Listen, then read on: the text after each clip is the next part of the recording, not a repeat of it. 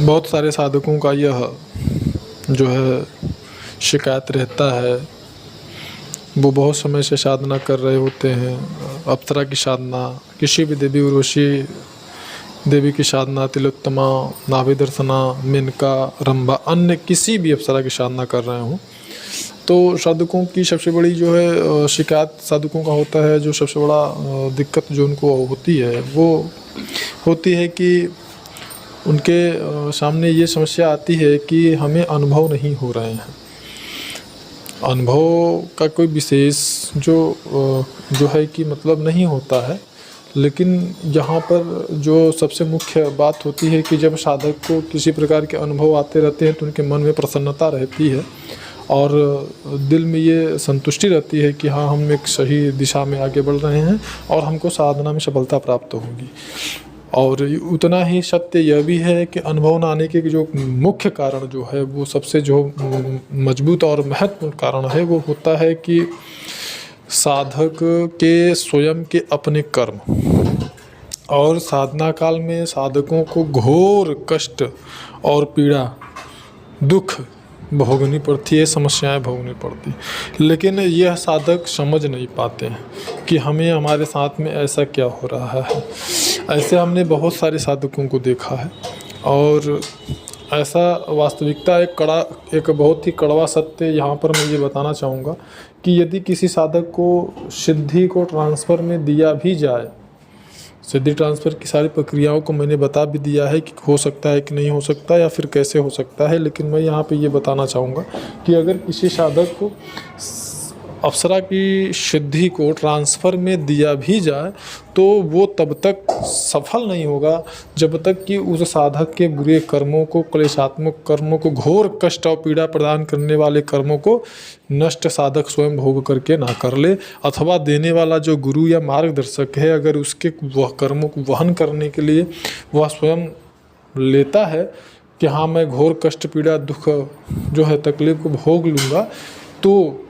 यह सिद्धि ट्रांसफ़र सफल होती है। अन्यथा वह सिद्धि ट्रांसफ़र सफल नहीं होती है। बाद में साधक जो है परेशान होते हैं और उनको लगता है नहीं, ऐसा नहीं हो सकता, या ये नहीं हो सकता, या वो नहीं हो सकता। तो यहाँ पे सबसे बड़ा जो महत्वपूर्ण कारण होता है वो स्वयं के अपने कर्म होते हैं। तो अनुभव न आने पर साधकों को क्या करना चाहिए, कुछ चीज़ों को मैं यहाँ पे बता रहा हूँ, जिसका कि आप अगर पालन करते हैं तो निश्चय रूप ही आपको कुछ न कुछ जो है सिद्धि अनुभव आना शुरू हो जाएंगे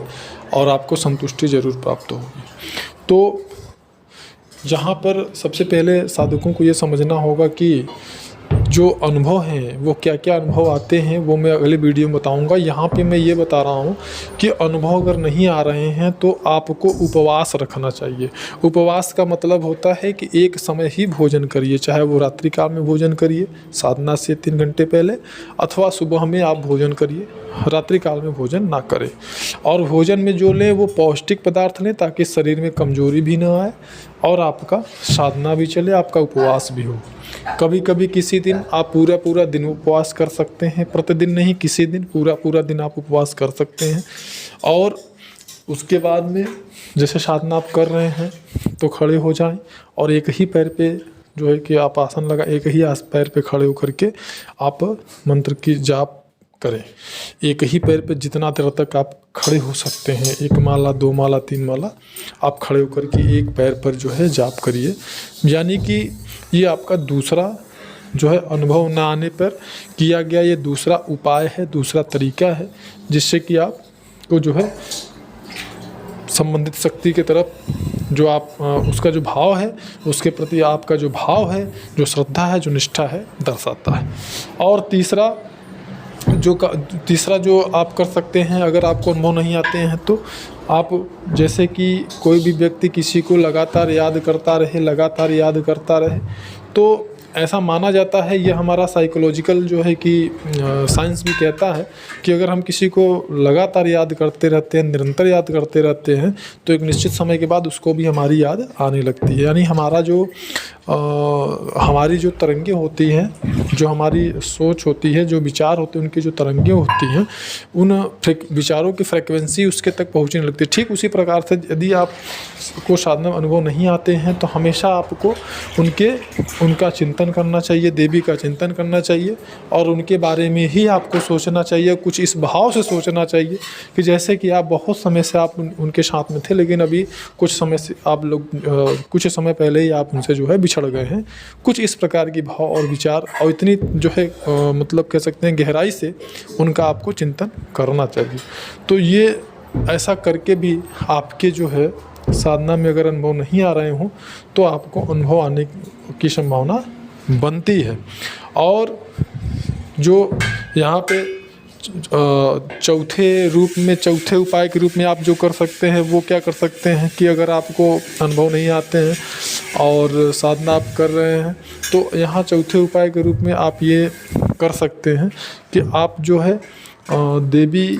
का एक चित्र ले लीजिए जो आपको अच्छा लगता हो और उस चित्र पे आपको त्राटक करना चाहिए। त्राटक क्या होता है, कैसे होता है, इसके बारे में हमने प्रीवियस वीडियो में जानकारी दिया है, आने वाले वीडियो में भी हम और जानकारी दे देंगे। तो इन सारे उपायों को कर करके